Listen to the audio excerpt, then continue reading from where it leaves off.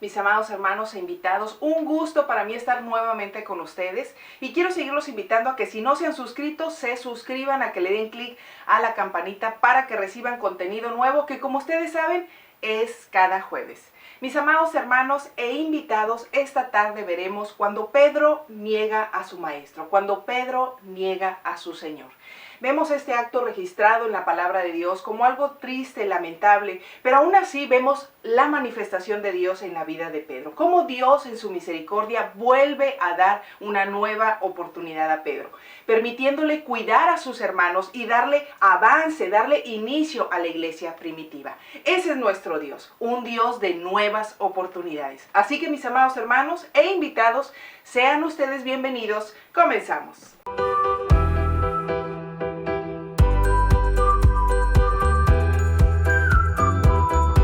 El apóstol Pedro fue escogido por nuestro Señor Jesucristo para formar parte de los 12 apóstoles. El apóstol Pedro siempre tuvo iniciativa y tomó un lugar prominente entre sus hermanos. Escuchó de primera mano los sermones dados por nuestro Señor Jesucristo y pudo contemplar y experimentar el poder y la autoridad de nuestro Salvador a través de los múltiples milagros que él realizó. El apóstol Pedro también estuvo presente cuando Lázaro fue resucitado por nuestro Salvador. Durante 3 años y medio, el apóstol Pedro acompañó a su maestro. Pero aún así, con todo esto, viendo la autoridad, la manifestación de Dios, Pedro niega a su maestro. Pedro niega a su Señor. Y este no fue un error espontáneo, mis amados hermanos. Este fue un descuido de su vida espiritual. Y esta tarde vamos a ver ciertos puntos que nos señalan esto. Acompáñeme a la palabra de Dios. Dice Marcos 8 del 31 al 34. Entonces Jesús comenzó a decirles que el Hijo del Hombre tendría que sufrir muchas cosas terribles y ser rechazado por los ancianos, por los principales sacerdotes y por los maestros de la ley religiosa. Lo matarían, pero 3 días después resucitaría. Mientras hablaba abiertamente de eso con sus discípulos, Pedro lo llevó aparte y empezó a reprenderlo por decir semejantes cosas. Jesús se dio la vuelta y miró a sus discípulos y reprendió a Pedro. Aléjate de mí, Satanás. Dijo, ves las cosas solamente desde el punto de vista humano, no del punto de vista de Dios. Mis amados hermanos, el mensaje que estaba recibiendo Pedro es que su Mesías debía de sufrir, debía de padecer, debía de morir y después resucitar. El apóstol Pedro se oponía tenazmente a esta idea. Vemos cómo sus emociones, cómo su carne están dirigiendo estas palabras, están dirigiendo este comportamiento. El pensamiento de Pedro, y no solo de Pedro, también de los apóstoles y del pueblo, era el siguiente: que el Mesías sería un gran rey, así como el rey David, un líder militar que derrotaría a los romanos y que llevaría nuevamente a la gloria a Israel. Este era el pensamiento del apóstol Pedro, de los apóstoles y del pueblo. Para ellos era un golpe muy duro recibir este mensaje. Ellos no podían digerir este mensaje. Un Mesías sufriente, un Mesías que debía de sufrir, que debía de padecer y morir, no podían entender este mensaje. Unos momentos antes, el apóstol Pedro en Marcos 8:29 ya había declarado que Jesús era el Mesías, pero ahora no podía concebir el hecho de que su Mesías debía de sufrir, debía de padecer y morir en manos de sus líderes religiosos. Pero Jesús quiere dejar muy claro este mensaje: que el Hijo del Hombre debe de padecer, que el Hijo del Hombre debe de sufrir, que debe de morir para después resucitar. Pedro reprende a su maestro. Cuando escucho esto, cuando leo esto, se me hace una arrogancia, un atrevimiento, una osadía del apóstol Pedro. Yo sé que el apóstol Pedro amaba profundamente a su maestro, pero en este arrebato el apóstol Pedro se pone delante de su maestro y lo reprende. Definitivamente el apóstol Pedro había olvidado su posición y su lugar delante del Señor. Y ahorita vamos a tocar ese punto. Inmediatamente el Señor le responde a Pedro y lo reprende y lo amonesta. Y dice la palabra de Dios que miró a sus discípulos y reprendió a Pedro. Y le pronunció las siguientes palabras: aléjate de mí, Satanás. Cuando Jesús vio por primera vez a Pedro y a Andrés a la orilla del mar de Galilea, les pronunció lo siguiente: venid en pos de mí. Que esta frase traducida sería la siguiente: sígueme. Pedro debía de seguir a su maestro, seguir sus pisadas, ir tras de él, no contrariar a su maestro, no desobedecer a su maestro. Tras esta osadía y este atrevimiento del apóstol Pedro, nuestro Señor Jesucristo quiere dejar muy claro cuál es su posición y cuál es la posición que nosotros tenemos delante de él, como discípulos del Señor. Y encontramos esta respuesta en el mensaje de Marcos 8:34. Acompáñeme a la palabra de Dios. Vamos a Marcos 8:34. Entonces llamó a la multitud y a sus discípulos. Si alguien quiere ser mi discípulo, les dijo, que se niegue a sí mismo, que lleve su cruz y que me siga. Mis amados hermanos, la respuesta del Señor Jesucristo nuevamente vuelve a ser muy clara. Ser un discípulo del Señor implica dejar de hacer las cosas a nuestra manera. Es obedecer al Señor. Es negarnos a nosotros mismos. Es negar nuestros intereses egoístas y poner como prioridad los intereses del reino de Dios. Negarnos a nosotros mismos también implica y demanda dar muerte a todo lo que el mundo ofrece. La vanidad, el placer, el poder, el egoísmo, el materialismo, por solo mencionar algunos. Cargar la cruz, mis amados hermanos, es estar dispuesto a morir a sí mismo. Es un llamado a una entrega absoluta, es un llamado a una entrega total. ¿Cuántas veces nosotros hemos reaccionado tristemente como el apóstol Pedro? Altivos, arrogantes, osados, atrevidos, porque queremos hacer nuestra voluntad, porque no queremos que se trastoquen nuestros intereses, queremos satisfacer nuestras necesidades. Pedro no quería ver sufrir a su maestro, que padeciera, ni mucho menos que perdiera su vida. Pero Pedro también tenía intereses personales. Pedro anhelaba un gran rey, un líder militar, que sometiera a los romanos, que derrotara a los romanos. Pero sabemos que ese no era el propósito de nuestro Señor Jesucristo. Había un propósito aún mayor. Cuando las circunstancias trastocan nuestros intereses, nuestras prioridades, se revela si nuestro compromiso, si nuestra fidelidad para con Dios es genuina.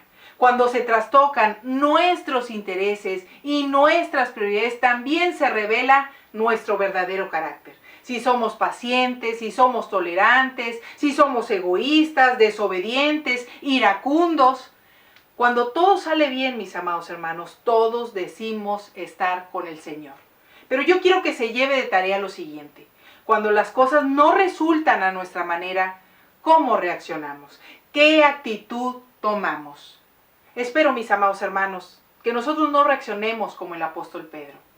Nuestro Señor Jesucristo nos dejó un gran ejemplo. Él fue obediente y su obediencia fue hasta la cruz. Y recuerde, mi amado hermano e invitado, que el mejor consejo, la mejor instrucción, la mejor enseñanza, el conocimiento y la sabiduría proviene de nuestro Dios. Acompáñeme a la palabra de Dios. Vamos a Mateo 26 del 40 al 44. Luego volvió a donde estaban sus discípulos y los encontró dormidos. ¿No pudieron mantenerse despiertos conmigo ni una hora?, le dijo a Pedro. Estén alertas y oren para que no caigan en tentación. El espíritu está dispuesto, pero el cuerpo es débil. Por segunda vez se retiró y oró. Padre mío, si no es posible evitar que yo beba este trago amargo, hágase tu voluntad. Cuando volvió, otra vez los encontró dormidos, porque se les cerraban los ojos de sueño. Así que los dejó y se retiró a orar por tercera vez, diciendo lo mismo. En esta porción de la palabra, mis amados hermanos, el Señor nos quiere hacer ver que nosotros no nos podremos mantener en pie solos. El Espíritu busca hacer la voluntad de nuestro Dios, pero que la carne es débil y se sujeta a nuestros deseos. He ahí la importancia de nosotros estar alertas y velar y sujetar nuestros deseos a la voluntad de nuestro Señor, para que cuando llegue la tentación nosotros no caigamos, nosotros no tropecemos. He ahí la importancia de la oración. Acompáñenme a la palabra, vamos a Lucas, mis amados hermanos, 22 del 31 al 32. Dice la palabra: Simón, Simón, Satanás ha pedido zarandear a cada uno de ustedes como si fueran trigo, pero yo he rogado en oración por ti, Simón, para que tu fe no falle. De modo que cuando te arrepientas y vuelvas a mí, fortalezcas a tus hermanos. Mis amados hermanos, Pedro ya había sido advertido de la prueba que habría de venir, del día malo que llegaría para con ellos. Pero Pedro no se estaba preparando. Pedro se había quedado dormido. Pedro descuidó su comunión con el Padre. Cuando nosotros descuidamos nuestra comunión con el Señor, nos debilitamos, mis amados hermanos. He ahí la importancia de tener comunión y buscarlo en oración para nosotros ser fortalecidos. La oración, mis amados hermanos, no solamente nos fortalece. Le quiero compartir algunos puntos en lo cual la oración también nos ayuda. Nos ayuda a tener una percepción totalmente diferente. Nos ayuda a ver las cosas de diferente manera cuando nosotros estamos pasando por una circunstancia, por alguna enfermedad, por algún suceso difícil. Cuando nosotros oramos, el Señor nos da de su paz y pone gozo en nuestros corazones y hace que nosotros tengamos una actitud positiva, que estemos firmes, que estemos fuertes. También la oración, mis amados hermanos, nos ayuda a dejar nuestras cargas, nuestros temores, nuestras inquietudes en su presencia. También fortalecemos nuestros lazos de dependencia, de confianza en el Señor. Nos ayuda también a aumentar nuestra fe, a ser pacientes y a esperar en el Señor. La oración también nos ayuda a reconocer nuestras limitaciones, pero a la vez a reconocer la grandeza y el poder de Dios. He ahí la importancia de la oración. Mis amados hermanos, nuestro Señor Jesucristo le dijo a Pedro que oraría por él para que no faltara su fe. Aquí vemos la providencia, el amor, el cuidado de nuestro Señor Jesucristo para con nosotros. Pero también nosotros tenemos nuestra parte. No podemos descuidar nuestros momentos de comunión, nuestros momentos de oración. Porque yo, como bien se lo comentaba, somos fortalecidos a través de su presencia. Para nosotros estar preparados, para nosotros estar fuertes y listos para cuando llegue el momento de la prueba o el día malo. Acompáñenme a la palabra de Dios. Vamos a Juan 18 del 10 al 11. Dice la palabra: Entonces Simón Pedro sacó una espada y le cortó la oreja derecha a Malco, un esclavo del sumo sacerdote. Pero Jesús le dijo a Pedro: Mete tu espada en la vaina. ¿Acaso no voy a beber de la copa del sufrimiento que me ha dado el Padre? Mis amados hermanos, tengamos cuidado de nuestras emociones. Yo sé que resulta un desafío controlarlas, pero muchas veces nosotros somos esclavos de nuestras emociones. Nos dejamos guiar por ellas y esto es muy peligroso, mis amados hermanos. Las emociones son como una ruleta rusa. A veces estamos arriba, a veces estamos abajo. Nunca están quietas, nunca están tranquilas las emociones. He ahí la importancia de no tomar nosotros decisiones en base a nuestras emociones. Las emociones deben de estar sometidas y conducidas bajo la palabra de nuestro Dios. Y le voy a poner un ejemplo. Cuando nosotros somos lastimados, se comete alguna injusticia o nos hacen daño, lo primero que surge en nosotros, en nuestros pensamientos, en nuestra carne, es la venganza o pagar con la misma moneda. Pero cuando nosotros llevamos nuestras emociones y nuestros problemas a la luz de la palabra de Dios nos revela qué es lo que tenemos que hacer. Y en este caso, bienaventurados los pacificadores. Por eso, mis amados hermanos, llevemos nuestras emociones y nuestros problemas a la luz de la palabra. Mis amados hermanos, las emociones no son malas. Estamos vivos, somos seres humanos. El problema, recuérdelo, es cuando nosotros nos dejamos guiar por nuestras emociones. Llegó el día de la prueba. Y efectivamente, como lo dijo nuestro Señor Jesucristo, el apóstol Pedro negó a su maestro 3 veces. Y dice la palabra de Dios que Pedro termina llorando amargamente. Mis amados hermanos, cuando nosotros pasamos por la prueba, nos damos cuenta del avance que hemos adquirido. También nos damos cuenta si hay fruto del Espíritu, si hay tolerancia, si hay paciencia, si hay dominio propio. Pero si nosotros pasamos por la prueba y descuidamos nuestras disciplinas espirituales, si nosotros fuimos rebeldes, desobedientes e hicimos las cosas a nuestra manera, lo más probable, mis amados hermanos, es que terminemos llorando amargamente como Pedro. El apóstol Pedro regresa a su viejo oficio, a ser pescador.